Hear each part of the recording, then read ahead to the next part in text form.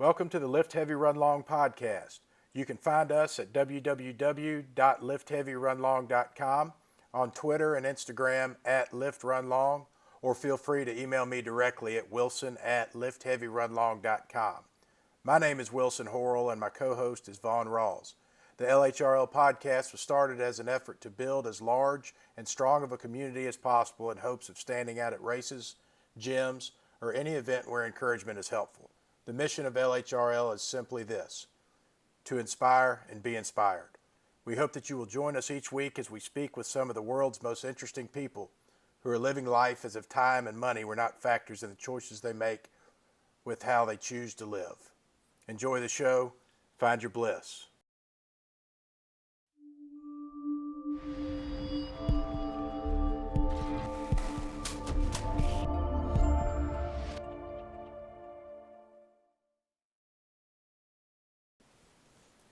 LHRL Podcast, Episode 16. On this episode, we get to chat with Spartan Pro Team member Isaiah Vidal. Isaiah is a pretty impressive young man. At the age of 23, he's already completed 2 death races. When Isaiah decides that he wants to accomplish something, he doesn't let anything get in the way of him getting there. We enjoyed getting to sit down and talk to him, and I hope you enjoy it too.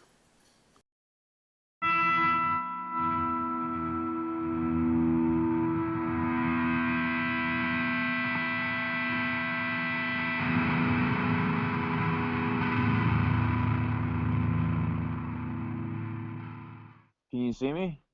Isaiah, Dude, what's up, man? how we doing? And can you see me? I can't see you. I can hear you.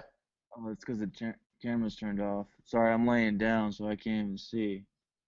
Um, Here we are. There do you you see are. me We now? gotcha. Yeah. Sweet. How you doing, man? Dude, I'm freaking doing, man. Just getting caught up with some work this morning and now chatting with you guys, man. I'm pretty stoked to start speaking to you guys about whatever you want to speak to me about. I appreciate you taking the time to do it. Yeah, for sure, man. My name's Wilson Horrell, and you've spoken with Vaughn Rawls, I believe. Yep. What's up, man? So tell us a little bit about yourself. I watched you on the Spartan Up podcast, and I know that you're familiar, been on Barbell Shrugged, and know those guys out there. Give us a little bit of your history. Oh man, so what am I? I'm 23 years old. I'm from Texas, Marble Falls, Texas specifically, but I live here in Colorado Springs like 5 to 6 months out of the year to train full time for Spartan races. I've pretty much have built my profile ever since I got out of high school. So I did my first Spartan in like 2011, and then took third place in that event. I was like, man, this seems like it could be something that could shoot off pretty well for me because I had been building like good endurance at that time through my training with football, soccer, cross country, stuff like that. And sure enough, when I did my first Spartan, I just found the act of like how it just taught me about life. Like life is filled with obstacles, and you either sit there, cry about it, or you keep moving forward until you get to the finish line. And for me, like I was at a big downfall in my life at that point of age, and it was just very difficult in that time. And when I did that my first Spartan race, it just like pretty much just like rose me from the grave. And ever since then, man, the rest is history. Well, tell So, me about getting to that point when you were young. Have you always been athletic? yes, so like back in middle school or at the age of 12 is when I really started being like a fitness enthusiast. I was a little fat kid, at that age, and I was just like that kid that had like the cosmic brownies hidden away and was playing video games all day. And then one day my brother just came up to me. He's like, "Bro, like, what are you doing? You're so lazy. Like, get your ass off the floor and let's go run or something." And I was like, "Nah, nah, nah." And then he just kept repeatedly doing that to me. And honestly, it just got to the point where my brother just annoyed me so much that one day I just started working out on my own, started running. Sure enough, my mom got my brother and I into soccer, so that really made us like even go further with our athletic career. And on top of that, like she would drop us off early at the school just to go to cross country practice. So it was like cross country in the morning. So this is middle school. Like I'm 12 years old. I'm in sixth grade. So it was in the early morning. It was cross country. Middle of the afternoon, I did football, and later that night, I did soccer. So little did I know, like I was building like this big endurance base. I didn't, for me, it was just having like the fun and games, staying out of trouble kind of kid. That was the whole point of it, and that's why my mom put my brother and I into sports, because she didn't want us to be like out there doing like the normal things kids are doing at that age. And sure enough, like that continued throughout my sixth, seventh, eighth grade years, and it started to build up into high school is when I started to encounter the Insanity program by Sean T, P90X by Tony Horton, and I started doing those workouts as well. So like on top, I continued that sequence all the way to like my junior year. So I was doing cross country in the morning, football in the afternoons, later that night soccer, and then after that I would do like the Insanity or P90X programs, or sometimes I did them in the morning way before I even went to cross country. But like that was all throughout my high school career, except my senior year I focused more on football. And sure enough, I went to a college to play football and I did two-a-days for about 2 weeks. And dude, I just broke down crying. I just couldn't do it. It was like a full-time job. It wasn't fun as it was in high school anymore. It was just, it was rough, man. That first year out of high school, it just felt weird. Like it welcomed the real world. And I went back home and I got a job as a personal trainer, started training people on the side and just teaching people about what I know and getting people fit and getting them healthy. And then that's when I did my first Spartan, and that's really how I continued my athletic performance with Insanity P90X. I did somewhat bodybuilding. I never competed as a bodybuilder, but I kept building that strength base, endurance to keep me as fit as I was to do that Spartan race. And running came naturally. So it's pretty much it's uh, as weird as it sounds, like I was too big of a kid to be running. When my coaches in high school told me, like, dude, Isaiah, you're not meant to run. You're meant to run through shit. And I'm like, yeah, I get it. Like, I come from a football background because I was a defensive lineman. All throughout my years, uh, through middle school and high school, because I could get around the linemen so fast that I could get the quarterback and sack the quarterback. I was weighing like 165 pounds at the time. So I was just really small and I could just maneuver my way through the big lineman just to tackle the quarterback. But I ended my high school like with over 100 tackles and like 10 sacks in a 9 to 10 game season. Wow, and you went to college as a defensive tackle? Yeah, they laughed at me when I first got there, and they started to try to move me in a position that I wasn't comfortable in, which was a linebacker. And there was just so much more things involved, from middle school to high school to do specifically defensive lineman throughout those years. That's all I know. So to be thrown into something in a collegiate level position, I have no clue. So it was just very stressful those first 2 weeks or 2 days. I was getting like less than 4 hours of sleep every day for 2 weeks. It was just rough for me. And sure enough, there was some complications with term bills at school, and financial aid wasn't going to cover those costs, and I had to withdraw, man. I So understand that. I know your type. I know what it's like to spend an evening at 250 pounds trying to get your hands on somebody that's 165 pounds that's just blowing you out of the water, blowing you off the ball, and can't even can't even touch you. And it makes for a long evening. oh, definitely, man. I was in a hard district too. I don't know if Texas football, but I was going up against some big dogs like Cedar Park Timberwolves, Lake Travis Cavaliers. Like those are the top state like football teams in the country. And my Marble Falls, Texas was Marble Falls High School was in those districts. So like I was ranked. I finished my high school, like my senior year was my best year. I finished. I was defensive lineman of the year. I was first team all district and second team all Centex in a 100-mile radius. So just imagine like the kind of like caliber of athlete that I was in high school. That's just what made me so powerful and so like intense in my Spartan race career, that my tenacity to push through pain and to not let anybody drive me off is just, it comes from football, honestly. Well, what's interesting to me about that is that you said that you didn't realize that until you were 12 years old, and I think that there's probably people that are 30 and 35 years old that have. You said that you just identified yourself as being a fat kid, that's what you kind of accepted that, and I think a lot of people do accept that and they place that on themselves only to find out that if they get out and they try some things and they try to get physical, that there's a lot waiting on them. Yeah. No, it's definitely it's a different animal when you can realize at a young age. For me, I was a really hustler, dude. I was like that kind of kid that, if I didn't have any money from parents, or anything like that, I had to work for it. So like any money that I had gotten from like Christmas or my birthdays, I would save it. And then on the side, I would go buy candies at a store, like 40 bars or whatever. I would actually go to like Sam's Club and buy wholesale candy bars. I would take 40 bars of like Butterfingers, Sneakers, M&Ms, whatever, to class every day, and I'd come home back home with 40 bucks in my pocket. So it was like those little things just it grew me, and it made me so resilient and understanding like the mental stress of what life could be like, and the physical stress I started realizing real quickly after high school. But I just that's what has made me so resilient in my career in Spartan Race. Why I have been able to be successful in it, because I just don't know when to give up. Like I just have a lot of faith is pretty much the best way I can put it. At what Uh, point did that click? You're clearly an athlete and you're playing sports and you're doing athletic things. When did it occur to you that endurance is my thing? That's what I want to do. Whew, man. Honestly, it was right out after high school. Like when I did my first Spartan race, I was like, man, this seems intense. So on my 19th birthday, I ran from from Marble Falls, Texas to the Austin State Capitol. It was a 45-mile journey, and I was gonna see if I could do it.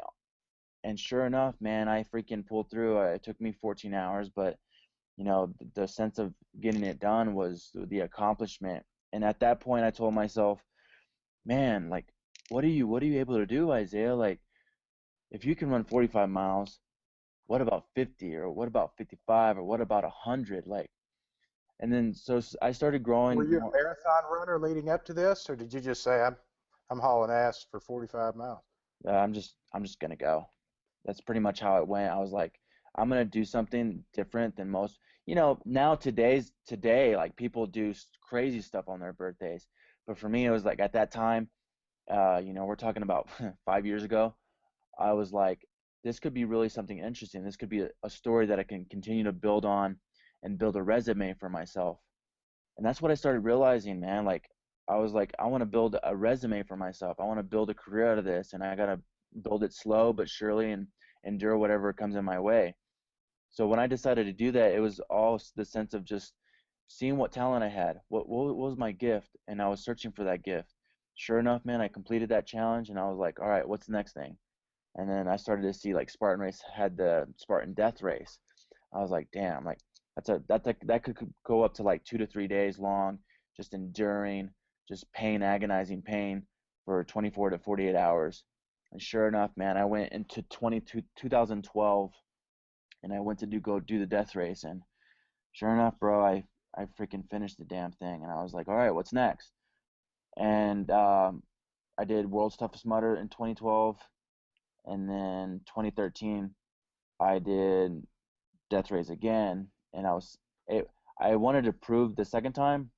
I wanted to prove to people that it does take physical strength and endurance to finish the death. Do you know anything about the death race? yeah, no, I was going to say if you could step back and just tell us a little bit about Spartan and what is the death race for people that don't know. Yeah, so pretty much death race is like, it's retired now, but when it was back then, it was pretty much like the ultimate breed of animal, the ultimate machine of a person that can just be like a Navy SEAL for 2 to 3 days, like legitimately, like go through like pretty much it's like buds training, and they were pretty much just like the death race is pretty much like strength based endurance, mind blowing like endurance, just challenges that these people, Joe DeSena himself, wants to just break you into pieces. He wants to find what can break you. He wants to see what bothers you and just continue to like try to break you throughout the course of 24 to 48 hours to even up to 3 days.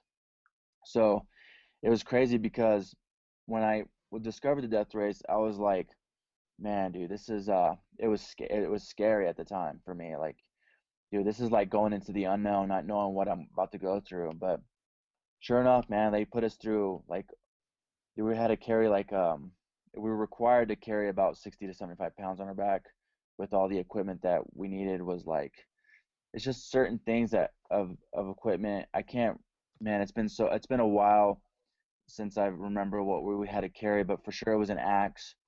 We had to carry an axe with us. We had to carry our food and water. We had to carry so much stuff that was up to like 60 to 70 pounds, and we had to hike over 50 to 100 miles. And throughout those 50 to 100 miles, we were tasked with challenges, chopping wood, carrying stuff up mountains, carrying like concrete, like bags up Joe's Mountain, which is about a mile to 3 miles, the 3 mile hike. Solve riddles, like solve riddles, do origami pieces, like 50 hours into the race. So like they're just trying to like mess with you, like literally F you in the mind, like trying to break you, trying to make you quit. And they pretty much just keep going until they get to the percentage of people that they want to only finish, which is about 15% of people that actually finish. And sure enough, man, I was one of those people. And I That's was, pretty impressive. I mean, yeah, I know several people who have tried to do that death race, and haven't made it. yeah, it's definitely, for me to accomplish something like that. I remember this one obstacle, they made us roll for like literally 400 meters, and we had to stir this bucket in the middle of the 400 meters. And it was a, it was cow guts. It was disgusting. So like the way to remember something, the longest is the sense of smell. Our sense of smell, we could always remember something even if it was like 10 years ago or 15 years ago. It doesn't matter. Like your sense of smell never goes away. The memory of smell or something like that. So like when I smelt that, I can still like smell it today. Like it's just disgusting. And like those were one of like the most difficult ones because we had to roll that thing like 10 times and stir the bucket every time we went through. It was so stupid. But like it's just there's just so many things involved with the death race that have made me so resilient mentally that I just don't let these little Spartan races that are 3 to 13 miles long ever break me because I know what my body can endure. It's just a matter of finishing these races as fast as I can now because there's so much competition. I'm And they, assuming that a death race requires some sort of resume or application, and a guy off the street isn't allowed just to walk up there and compete in something like this. Am I correct? Yeah, so back then, like the only reason I was able to get into it is because um, I was building like somewhat of my Spartan race career resume, um, but it was mostly just letting them know like why do I want to do it? Why do I want to challenge myself and push my body and pay what was it like $500, five of this, I can't remember the number. It was just a lot of money just to buy my entry into the race. But it was luck, man, honestly, for me to be able to get in. And then once I finished that first year, it was easy for me to get to the second year. Do you have a coach or are you self-trained? No, I'm self-trained. And is that what you do? Are you employed outside of Spartan, or is that what you do as a career? No, like Spartan race has been my full-time career. I haven't had a real job. My last job was washing dishes 5 years ago, um, which is it took me a lot of work, but like Spartan race, I'm blessed to say Spartan race and the sponsors. I'm blessed with sponsors that help me out. I've been able to make it a career, man. These last 5 years. Man, that is fantastic. We talk on this show a lot about finding your bliss, and bliss being what you would do if time and money were not an issue. Right. And it sounds like, we want to compel people to step outside of their comfort zone and try things in life that make them feel fulfilled and make them feel like their life is complete. And it sounds like that what you're doing with your life is just that. You're doing what you want to do with it.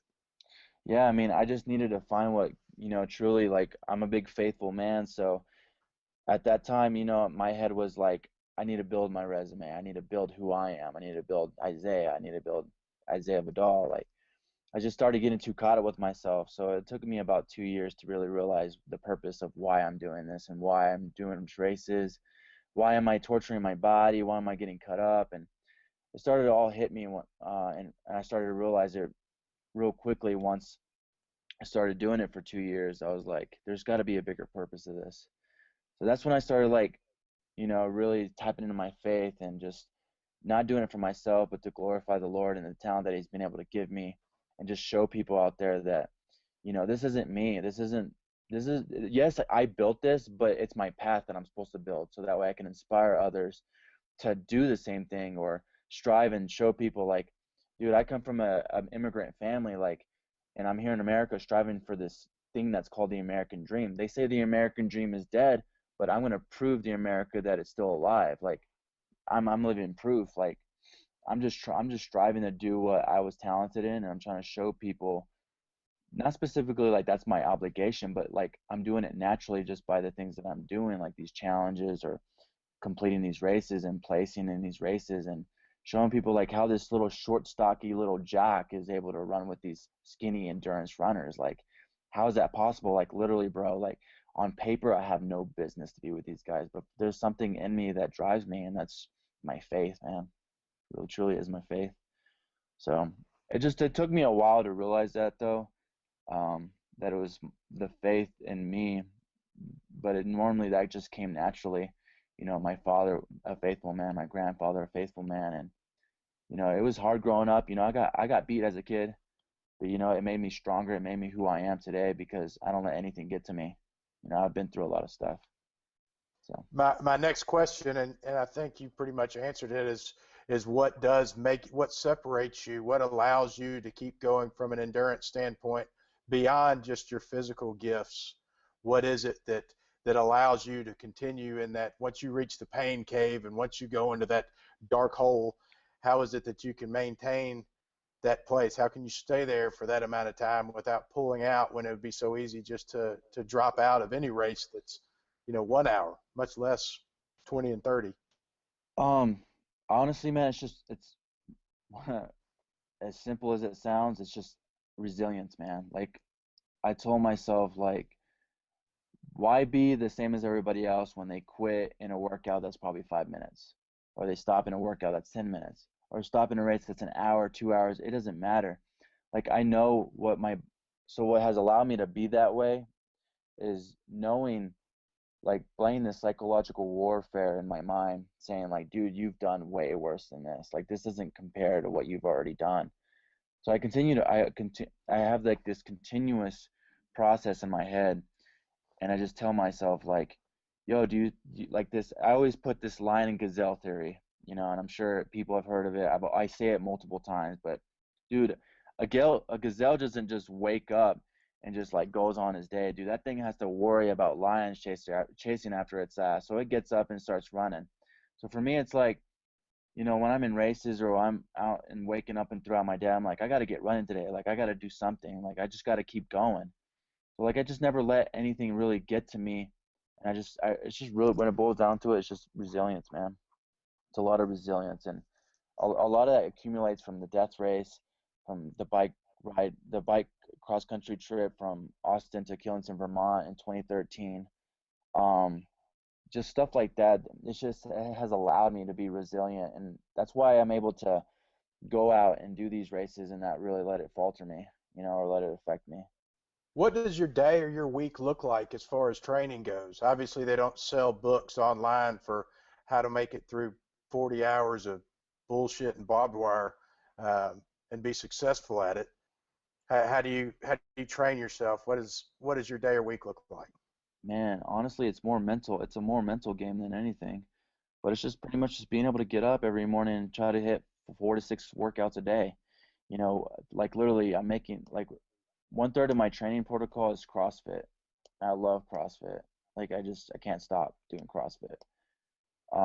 And my anaerobic capacity is really high. So I do it because it really translates well into OCR, or Spartan race, really well, because I may be going out running for 45 minutes to an hour and a half, but a CrossFit WOD within 5 to 16 minute block time frame, it allows me to have the generated power that I need to correlate into an aerobic base. So like I usually, like, my favorite workouts, like any given day, is like sitting. This sounds stupid, but it's like this Stairmaster workout that I do on a frequent basis, it's every 2 week process for me because I can't do it every week because I'll just get destroyed. But it's basically like I do like like a Monday. I'll just give you like a week run through or a day run through. So like a Monday would be like it would be CrossFit in the morning, middle of the day, the Insanity program, and then later that night I would do 700 floors on a Stairmaster. And then the next day would be CrossFit in the morning, Insanity in the middle, and then 100 floors. And then the next day would be CrossFit in the morning, middle of the day, Insanity, and then 600 floors. So do you see like the sequence of ladder? So I go up one day and I come back down. I go up one day, come back down. And it's accumulating to like almost, it's crazy. It's a crazy number, like 20 something thousand vertical feet of gain.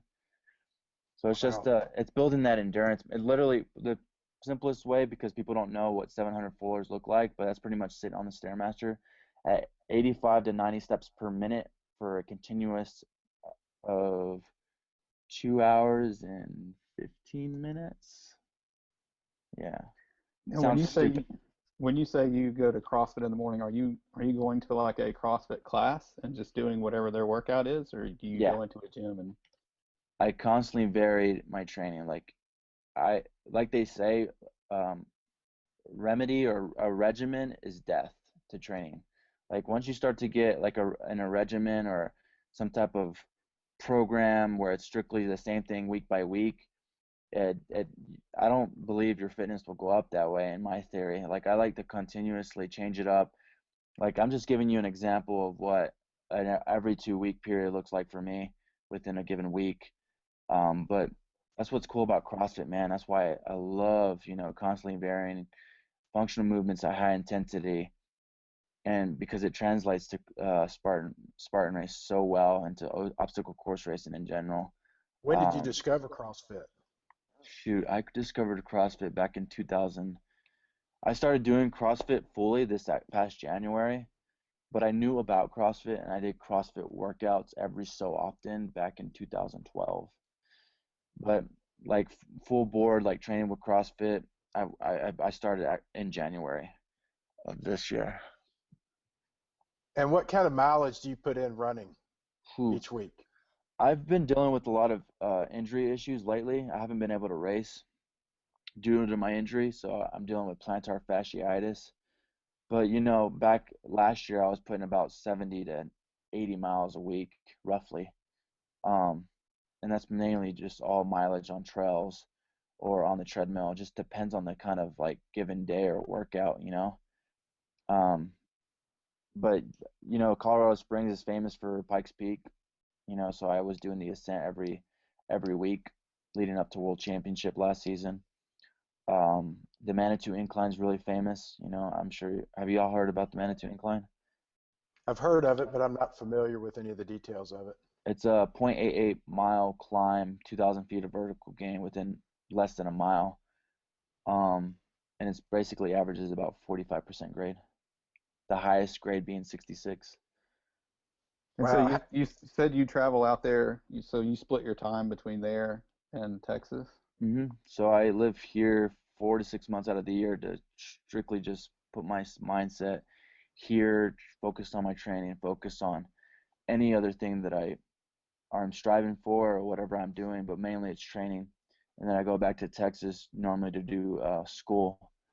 And I've done school I just got back into school about a year ago, and I'm just slowly just trying to build my credits again. I'm not trying to really push forward like in my career for school. I'm just trying to get that piece of paper eventually. What What do was your the rest days look like? How often do you rest? It's very small. I mean, you'll never ever catch me maybe 1 or 2 days a month. I can't stop moving. I feel worse if I take a day off than I would if I didn't. So I just try to keep moving as much as I can. Like even if it's just swimming or sitting in a sauna doing like Tabata intervals in a sauna, um, I make sure that I'm moving. I just try to keep the blood flowing. So What there's about not. rest? How much sleep do you get a night? Oh, it It varies. Sometimes like I'll hit like 6 to 8 hours a day. Sometimes I'll sleep 10 hours. It's really flexible. I really, when it boils down to it, man, like I literally listen to my body. I listen to it really well when it comes to eating, when it comes to resting. Like there's no reason for me to wake up if I'm having to fight myself to wake up. You know, there's no pressure for me to like get up because I don't have like a day job, or I don't have a normal job like most people do. So there's not a whole lot of things besides, either interviewing with people or doing stuff for other people and stuff like that. It's just everything really just comes easy, man. It just doesn't, there's no faltering in my training. It's just It's pretty pretty much. impressive that that you're able to do that. I mean, can you talk a little bit about what your the process was to getting, sponsors and being able to do this type of thing full time? I mean, what was that like when you got your first sponsor, and how'd you go about getting? I mean, did they approach you? So no, man, like I said, like I was supposed to say this earlier when I was talking about how I was a little hustler back in middle school. Um, but dude, that really like correlated really well. And it's not so much hustling, it's so much about building relationships and building rapport with people. And out of high school, I realized when I was doing Spartan race, when I was doing obstacle course races, I was using all my savings out of everything that I'd saved throughout the years of high school, middle school, having those like regular jobs, working at a restaurant, being a server and stuff like that.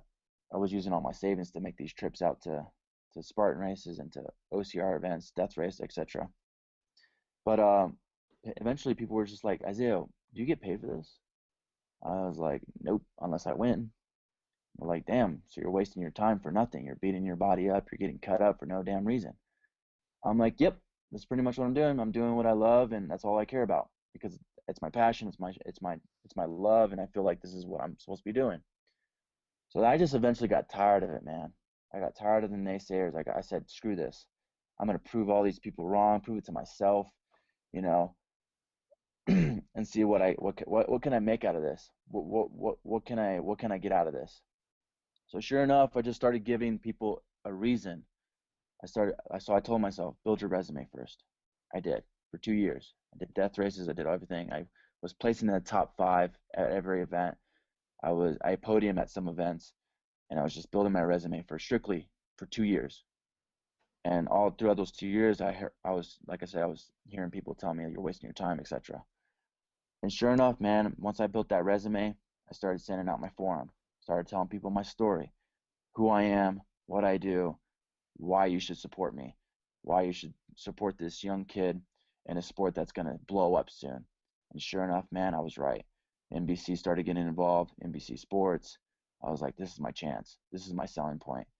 I was like, I can get your logo on national television instead of paying $1 million for 10 seconds or a 30-second commercial. You can get your logo on me for, whatever compensated price I was giving them. It was very small. There's not a whole lot of money in this sport. I can't be throwing big numbers yet because it's not that big. At that time, it wasn't that big. But, I started getting compensated in good ways. And sure enough, man, people just started following through it with it. And they were like, yeah, we want to support you. This seems like this is going to grow. And do the ones But you that, did all this yourself, the self promotion and the marketing for yourself. You put it out there and asked them to bite, and they did. yeah, I gave them a reason to.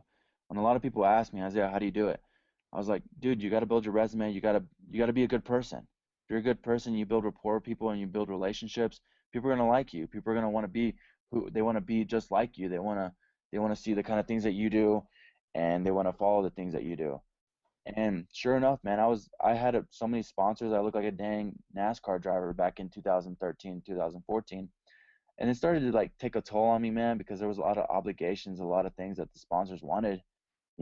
I knew that was going to come, but it was just a matter of time of realizing like I'd eventually take it slow and just focus on, once I had built my brand, I had to focus on which sponsors actually want to support me financially more, and focus on not so much about the money side, but so much about the rapport side, like which sponsors actually believed in me and which ones just wanted to put their brand name on me to have it on television. And that's where I started like really cutting down on my sponsors and just focusing on the ones that are like brothers to me, and brothers and sisters. And that's how I boiled down to it, man. And now it's 2016. So, I only have one sponsor compared to what it was like 5 or 6 like 2 years ago. So it went smaller, but for me it's all about I have to value myself, man. And if I don't, then people won't see that value. I That's got haven't to be been. fulfilling that people are willing to put their money in Isaiah. I mean, they're investing in you, Yeah. and your person, and they don't want to invest in some cocky prick. They want to put their money towards somebody that has values as well as athleticism. Hmm. And a Because there's lot a of lot of people that have athleticism, but you don't want to hear from them. Right, because there's a lot of, you'll be surprised, man. I'm sure there's a lot of athletes out there that are sponsored by companies just because, and what's their story though? Like, why are they supporting that kid or whatever? And when it boils down to it, man, it's just about who they are and um, the marketing value of their brand. But for me, it's more about not so much about money. Yeah, we got to make a living, dude. But when it boils down to it, for me, it's about building relationships and building rapport with people to allow them to believe in me that I can do this for them. And, whether or not they want to stick to that, there'll always be out with the old, in with the new kind of place with people. And I've had that happen with me with multiple companies already. But I come to realize, like, dude, these people that are getting sponsors now, they're like in their late 20s, early 30s. I'm 23. I gotta be patient. And in a sport like this, man, I was rushing it too much the last 2 years and racing like 2 to 3 to 4 times a month, man. I was wearing myself out. And that's why I got more prone to injury, and that's why I'm dealing with plantar fasciitis and chronic ankle sprain issues. Like, I was like, man, I gotta take care of my body, dude, because if I don't, then I can't make this my career anymore. So that's why I really backed off and started doing like television shows and trying to do reality TV and trying to do castings for sitcoms and stuff like that. Like, I'm just trying to get my face out there, my brand, who I am and stuff like that, and just try to build off of it with television, man. When it boils down to it, I'm And I trying to, admire I'm you. trying Your to, entrepreneurial skills are pretty amazing. I'm trying, man. I'm really am. I'm just trying to take everything with a grain of salt and not take anything for granted, man, because the opportunity that I have right now, people are dying every day to have it, and to be part of to be the youngest Spartan Pro Team member, and there's only like less than 15 or 20 members on the team. It's a blessing, man. And like I said, I can't take it for granted.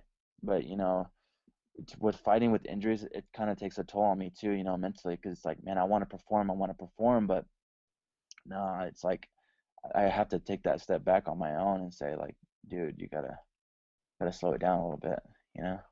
So what does it mean to be on the Spartan Pro Team? What is that?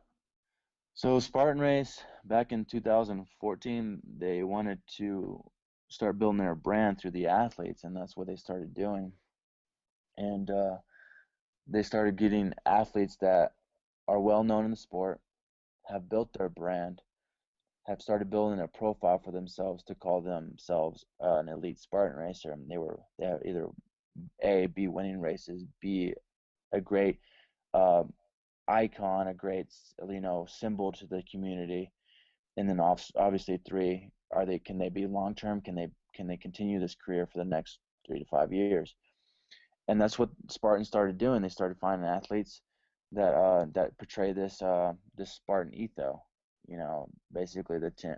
I think it's 10 Spartan ethos that a Spartan racer needs to conquer a Spartan course or conquer life or whatever the case may be. And which athletes out there in the world portray that really well.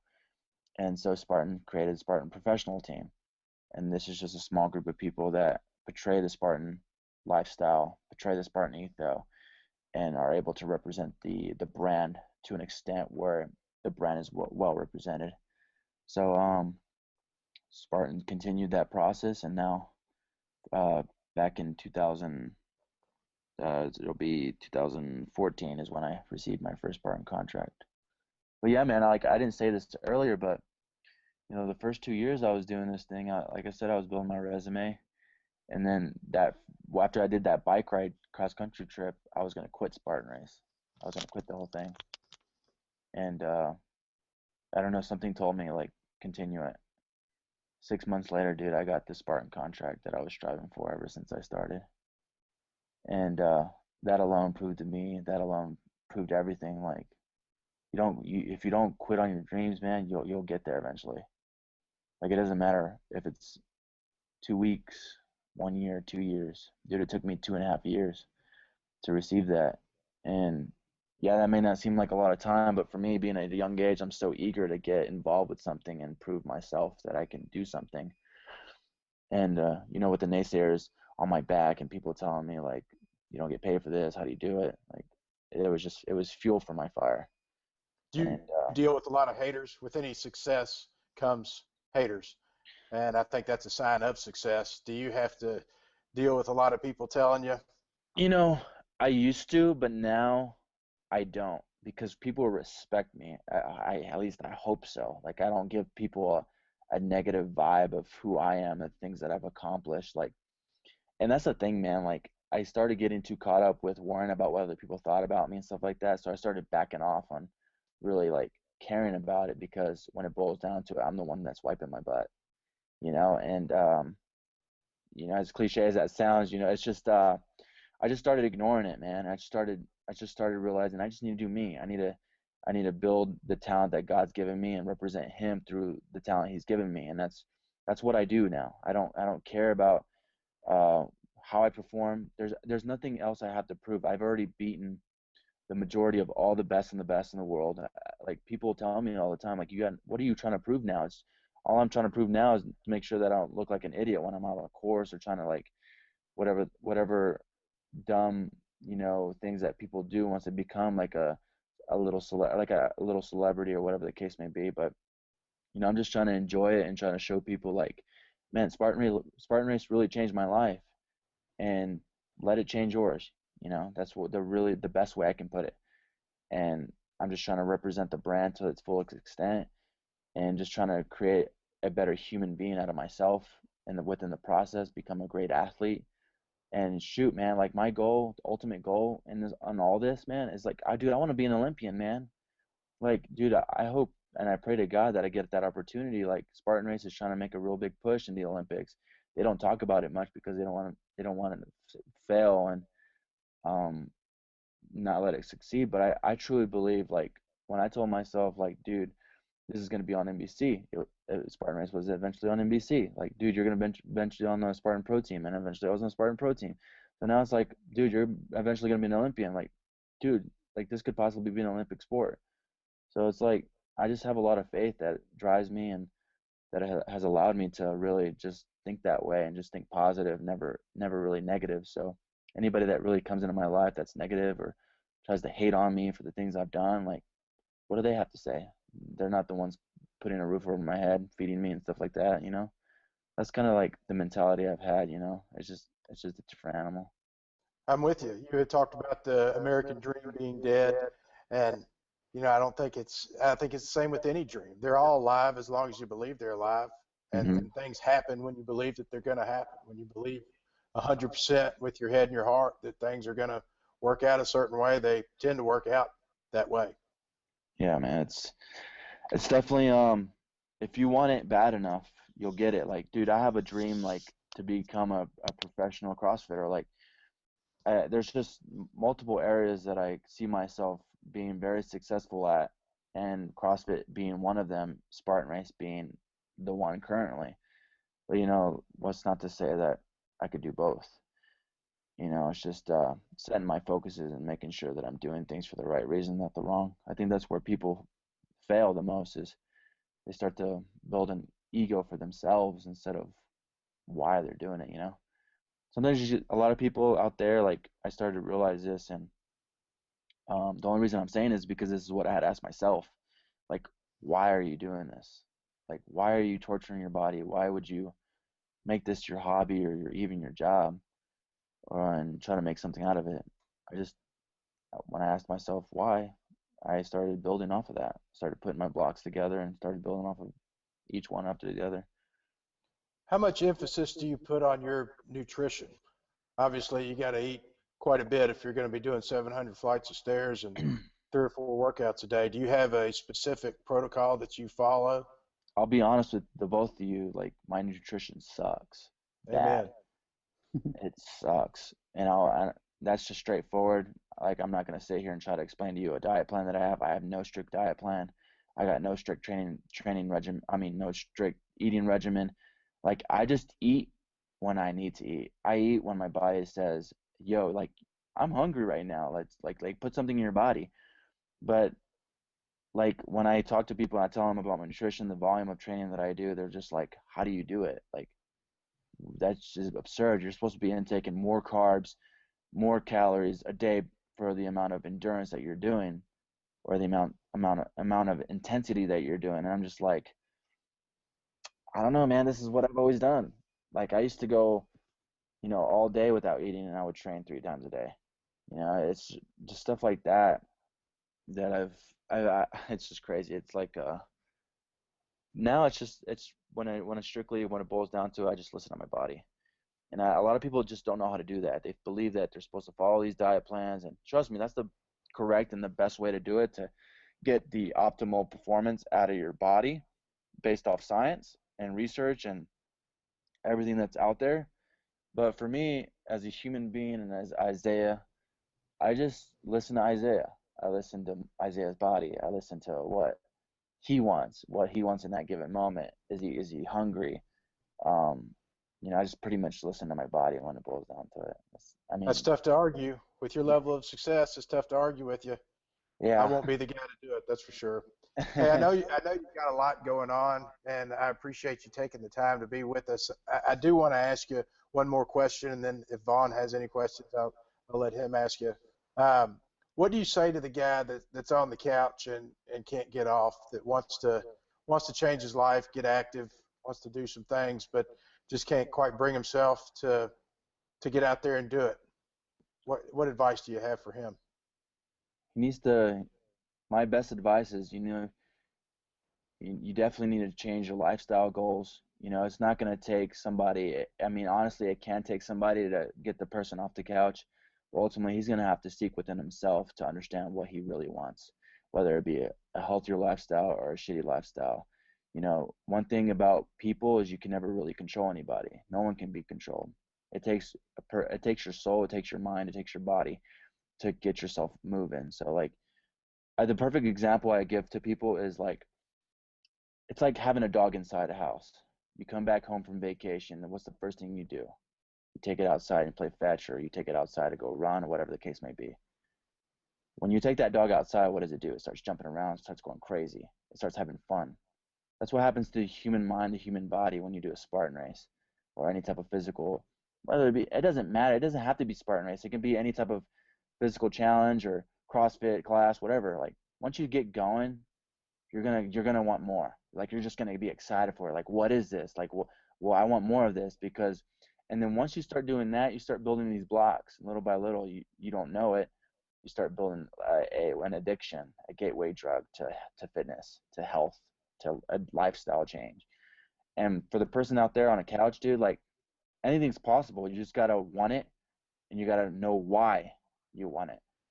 And whether you want to just sit on the couch all day, dude, there's so many ways to work out even on a couch. Like you're still burning calories. You just got to make sure to slow down your eating because it's always what is it? Calories in or calories out, calories in.